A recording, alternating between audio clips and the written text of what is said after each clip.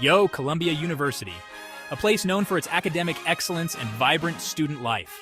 Big things popping off on campus. The energy here is electric, with students buzzing about recent events. President Namat Minusha Shafik just bounced. Her sudden resignation has sent shockwaves through the university community. Word on the street is, student protests had something to do with it. These protests have been intense and persistent. They've been fired up about the situation in Gaza, calling for the university to cut ties with certain investments. Now Shafik's out. The students' voices are echoing louder than ever. But is this a win for the students, or just another chapter in a long, complicated story? Let's break it down. The resignation is a significant event, but it raises more questions than answers. Shafik's resignation? Definitely a big deal. It's not every day that a university president steps down amidst such controversy. Students have been putting in the work, making their voices heard.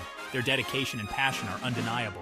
They've been organizing rallies, setting up encampments, the whole 9 yards. Their commitment to the cause is unwavering.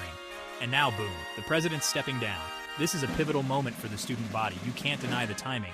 The sequence of events suggests a direct correlation between the protests and the resignation. It makes you think, right? The power of collective action is on full display here. Did the protests actually make a difference? This is the question on everyone's mind. But hold up, let's not get ahead of ourselves. The journey is far from over. This ain't no time for victory dances just yet. The resignation is a step, but not the final destination. Shafik's resignation is just one piece of a much bigger puzzle. The issues at hand are complex and multifaceted. The students are fighting for some serious changes, and they ain't done yet. Their resolve is stronger than ever. They want Columbia to divest from companies that they say profit from the conflict in Gaza. This is about more than just one resignation. They're talking about real, tangible action, not just symbolic gestures. The stakes are high and the students know it. So yeah, Shafik stepping down is a big moment. It's a milestone in their ongoing struggle. But the real question is, what happens next? The future is uncertain, and the path forward is still being charted. The students are already planning their next moves, strategizing for the future. The fight for justice and change continues. All right, so let's rewind a bit. What's the deal with Gaza, and why are Columbia students so fired up about it? Well, it all started with the Gaza Solidarity Encampment. Imagine this, tents pitched up right in the heart of campus, students holding signs, making speeches, demanding justice for Gaza. They called it Palestine on the Quad. See, these students, they're not just talking about some abstract political issue. This is personal for them. Many of them have family and friends directly affected by the conflict. They see the images, they hear the stories, and they can't stay silent. They feel like Columbia, with its massive investments, is indirectly complicit in the suffering. They're calling for the university to divest from companies that they say profit from the conflict. We're talking about companies that manufacture weapons, surveillance technology, you name it. The students are saying, look, if you're profiting from oppression, we don't want your blood money. And it's not just about the money, it's about sending a message of solidarity with the people of Gaza, a message that Columbia University won't stand for injustice. Now Shafik, she wasn't exactly down with the protests. She had her own way of dealing with things, and it wasn't what the students were hoping for. In fact, some say her administration went a little too hard in trying to shut them down. It wasn't just a matter of asking students to disperse. It was a full-on crackdown. We're talking police presence on campus, student disciplinary actions, the whole shebang. It was like the university had turned into a battleground, with students on one side and the administration on the other. Not exactly the image of a university that embraces free speech and dissent, right? The students felt like their voices were being stifled, and the administration was more interested in maintaining control than listening to their concerns. Shafik's defenders, they said she was just trying to maintain order. They argued that a university needs to be a place of learning, not chaos. They argued that the protests were getting out of hand, that they were disrupting campus life. Classes were being interrupted, and the daily operations of the university were being affected, but the students, they saw it differently. To them, the protests were a necessary response to issues that had been ignored for too long. They felt like their voices were being silenced, that their right to protest was being trampled on. It wasn't just about the immediate issues. It was about their right to be heard and to demand change. And then there was that whole anti-Semitism hearing. It added another layer of complexity to an already tense situation. Yeah, you heard that right. The university launched an investigation into allegations of anti-Semitism connected to the protests. It was a serious accusation that couldn't be ignored. The university launched an investigation into allegations of anti-Semitism connected to the protests. This move was seen by some as a necessary step to address serious concerns. Now let's be clear, anti-Semitism is never okay. It's a serious issue that needs to be addressed head-on. But some critics argued that the investigation was a way to discredit the protesters, to paint them as anti-Semitic and shut down their movement. They felt it was a tactic to divert attention from the real issues the students were raising. The whole thing got pretty messy, you know? It wasn't just about the protests anymore, it was about the integrity of the university and the rights of the students. It became a whole debate about free speech, academic freedom, and the university's responsibility to address both anti-Semitism and human rights violations. The situation highlighted the delicate balance between maintaining order and respecting the voices of the student body. Now, it's important to remember that this isn't just some abstract political debate. This is about real lives, real struggles, and real people who are standing up for what they believe in. There are real people caught in the middle of all this. People like Maryam Alwan, who has become a symbol of resilience and courage. She's a student activist, a leading voice in the protests. Her dedication and passion have inspired many others to join the cause. She's spoken out about the harassment and intimidation she's faced for her activism. Despite the threats, she continues to fight for justice.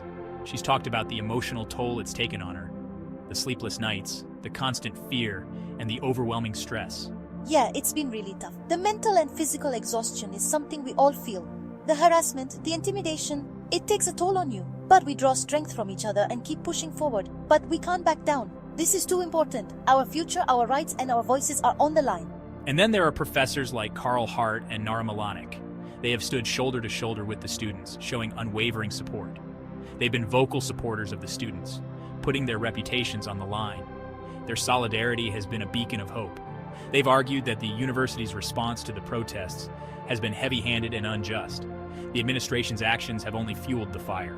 The way the administration has handled this, it's unacceptable. We deserve to be heard, not silenced.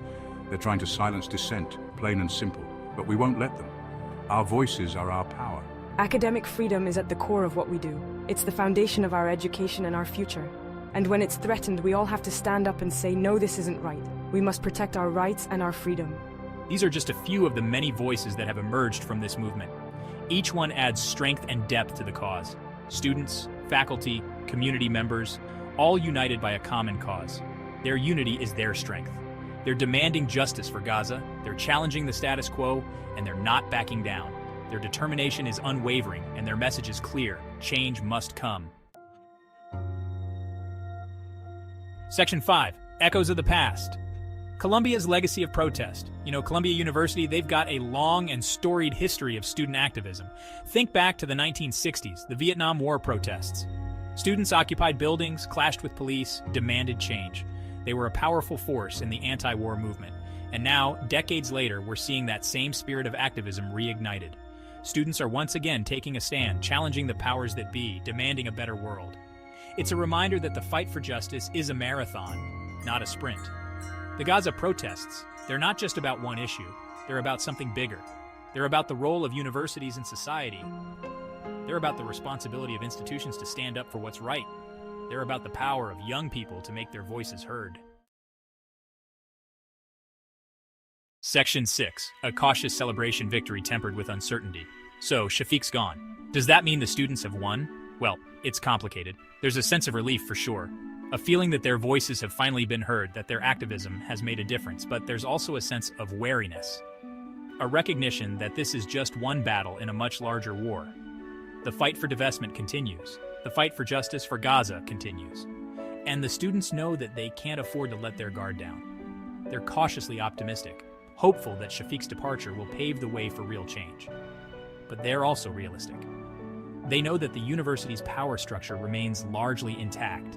They know that the fight for justice is far from over. Section 7. The Battle for Academic Freedom. Where do we go from here? This whole saga at Columbia, it's got people thinking about some big picture stuff like, what about academic freedom? Don't universities have a responsibility to protect free speech, even when it's controversial? And what about the students' right to protest? Where do you draw the line between free expression and disruption? These are tough questions, man. There are no easy answers. But one thing's for sure, this conversation ain't over. Not by a long shot. The Columbia protests have shone a spotlight on the challenges facing universities today. They've forced us to confront uncomfortable truths about power, privilege, and the role of institutions in addressing injustice. And they've reminded us that the fight for a more just and equitable world is an ongoing struggle, one that demands our constant attention and unwavering commitment. Section 8. A New Dawn, a New Hope, looking ahead with cautious optimism. So what's next for Colombia? What does the future hold for the students who risked so much to make their voices heard? Only time will tell. But one thing's for sure, they've made their mark. They've shown the world that they won't be silenced, that they're not afraid to stand up for what they believe in. With Shafik gone, there's a glimmer of hope.